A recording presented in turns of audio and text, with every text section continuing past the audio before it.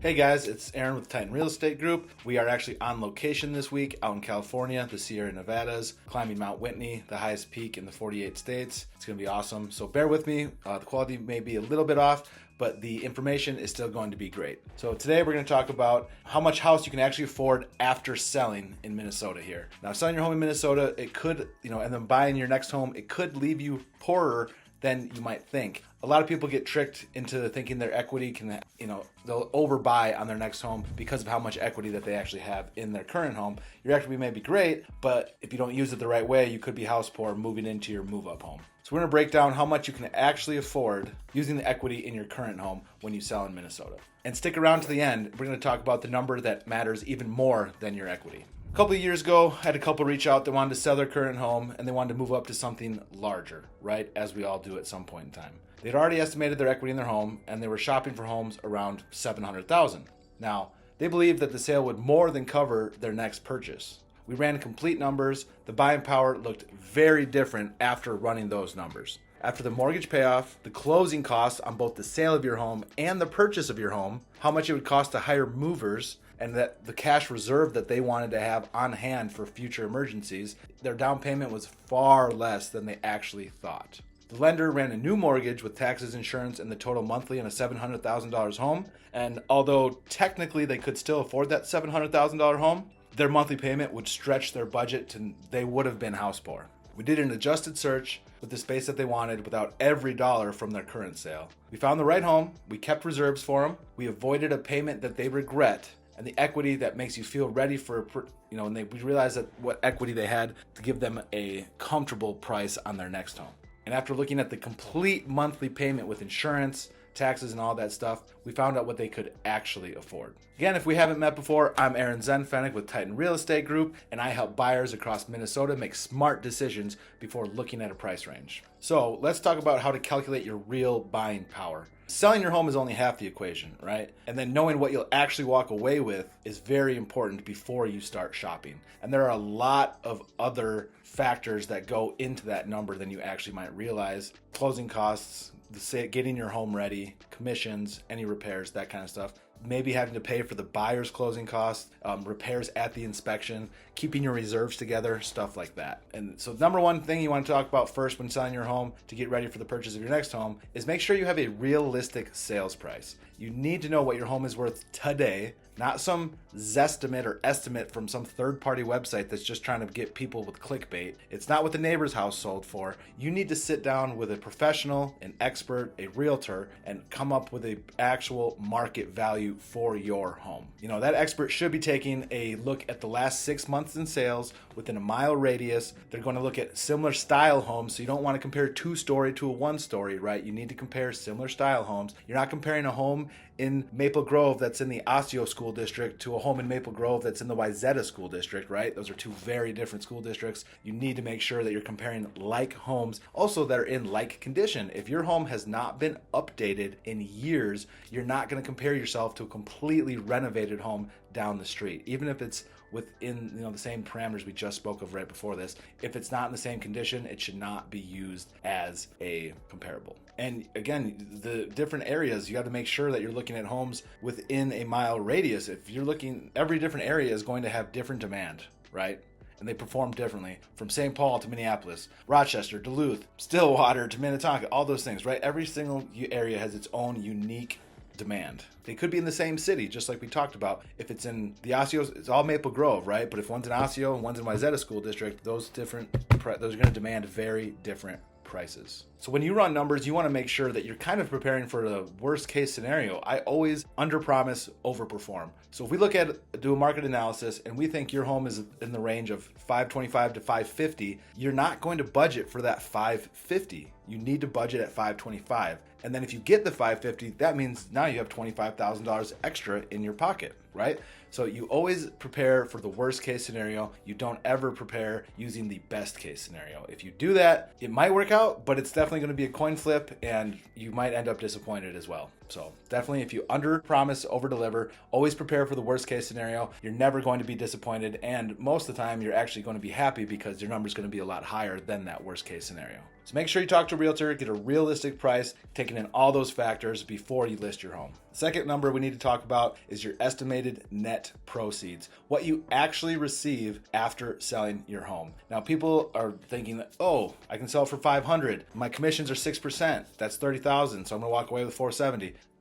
Wrong. When you sell a home, it's about 1% in closing costs. You have to pay off any taxes that you haven't paid off yet. There's a final water bill that you haven't paid off yet. They're going to look at insurance payoff, make sure that's paid off. If there's any assessments on the home that you haven't paid for, they might require them to come out of those proceeds. If there's a second lien on the home that you forgot about, those might come out of the proceeds. There's commissions. You might have to pay for the buyer's closing costs, right? It's usually up to 3%. And as we creep back more towards a balanced market and a buyer's market, this is becoming more and more common again. The last 6 years, it was almost unheard of for the seller to pay for the buyer's closing costs. Again, now as we get more to a balanced market, it's becoming more and more common. You need to be able to budget that in there. Also, repairs, right? If you need to paint your home before you sell it, you have to include that number. If you need to fix let's say the furnace is 25 years old, the buyer's going to require you to replace the furnace before purchasing. Those kind of things. You need to have a buffer for those repairs before and during the sale process. Again, there's commissions, usually about 6% to the realtors. It's about 1% in closing costs for the sale side. Then also don't forget, if you're buying on the other side, it's about 3% in closing costs for the buyer side. So you make sure you take into consideration all those factors. All right, the third number I want to talk about is the cash that you actually keep. One big mistake that a lot of people do is that they put every dollar from their equity into the next home. And this is going to leave them house poor. As you know, you're a homeowner, you just sold your home, you're buying a new home. There's no landlord to call if something breaks. If that furnace goes out tomorrow, that could be a $5,000-$6,000 repair that you need cash for, that if you put every single cent into your down payment to afford this home, afford it, right? Then you could be SOL. Furniture. This is a new space, a bigger home. You're going to need more furniture. If you're buying new construction, you may not have a yard. You may have to buy a yard. You're not going to have any blinds in the home. To put blinds in every single window in that house is going to cost thousands of dollars. The moving truck. Don't forget the movers. Unless you're moving it yourself with some buddies, some beer and pizza. At this, the move up price, most people aren't moving their own furniture anymore. That's about $2,500 it's going to cost to move. Utilities. Utilities are going to be higher at this bigger, newer house.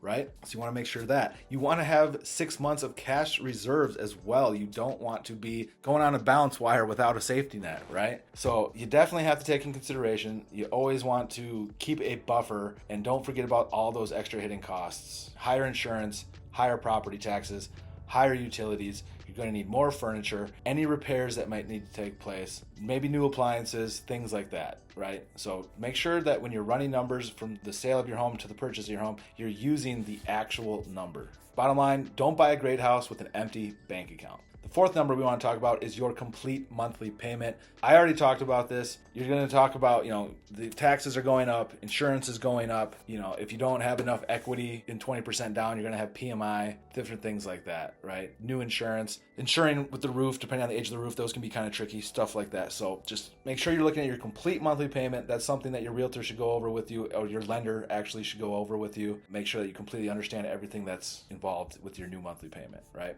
So the fifth number I want to talk about is your cash limit versus your payment limit. So your max price with your maximum down payment and closing funds is your cash limit, right? So this is usually much higher than our goal limit, so to speak, right? So you're almost always going to be pre-approved for a much higher dollar amount than what your actually payment amount. And that's, if you've seen my other videos, I always like to work this backwards, right? So we sit down, we determine what your monthly payment you want, and then we reverse engineer it by looking at the taxes, property insurance, things like that. So if you want to keep your monthly payment around $3,500, even though you're approved for $700,000, oh yeah, I want to buy a $700,000 house. Well, that monthly payment on that $700,000 house is $4,500. So even though you're approved for $700,000, if you need to keep to that $3,500 a month, we need to look at $600,000 houses. Right? So even though the pre-approval says yes, your monthly budget says no. So make sure, again, you are looking at the monthly payment, not the purchase price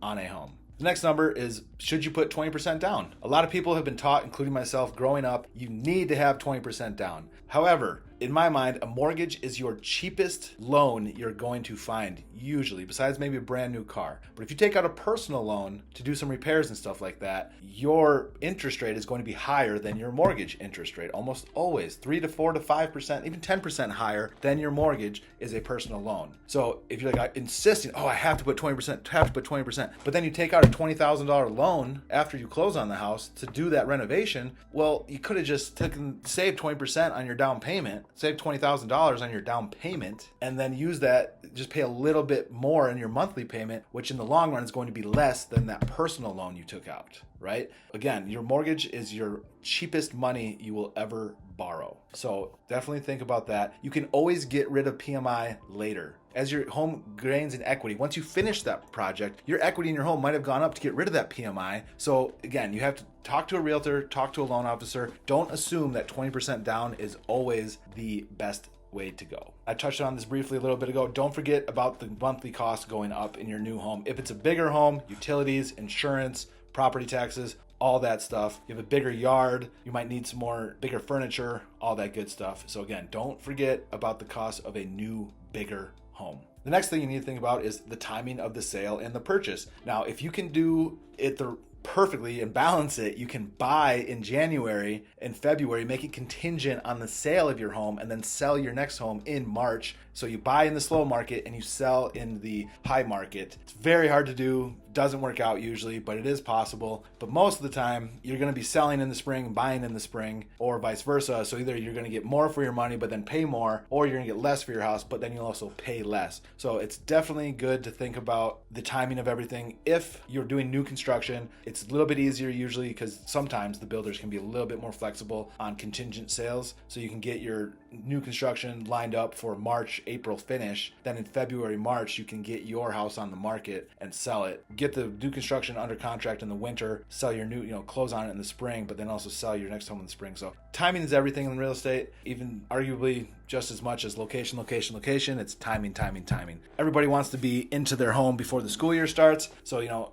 we kind of say the spring market starts after the Super Bowl and ends on 4th of July. So that's kind of the best time in Minnesota to sell. So definitely want to take into consideration timing because that's going to definitely affect your final sale price. Come up with 3 budget numbers. Do your comfortable, your balanced, your maximum, right? So comfortable is kind of where you want to be with strong reserves. Balance is where you're stretching your budget a little bit, but if it's the right house, you think you can make it work. And then maxed out is just taking a look at, if it's the perfect house, you're going to be there for the rest of your life and you think you can make it work, maybe talk about that, right? But just come up with 3 different budget numbers: maxed, balanced, comfortable. Stress test the payment. So think about over the years, if it goes, property taxes go up, insurance go up, those kind of things. So if you're good at $2,500 right now, in 3 years from now, are you going to be okay with $2,800, $2,900? Because every year your insurance is going to go up, your taxes are going to go up. That increases your monthly payment slowly over time. All right, now let's talk about this tease that I mentioned. The number that beats equity. I already touched on it a little bit. It's your comfortable monthly payment. Equity makes the down payment possible, but the payment decides how the purchase affects the rest of your life. And again, I've said this multiple times now. I keep saying again because I keep saying it. We reverse engineer your monthly payment. You start with your monthly payment and work backwards to the purchase price. You do not start with your purchase price and then go forward to your monthly payment. You must start with your monthly payment and reverse engineer it. Work backwards. Okay, people? The monthly payment is the true real number. Even people are like, I don't want to spend that much on a house.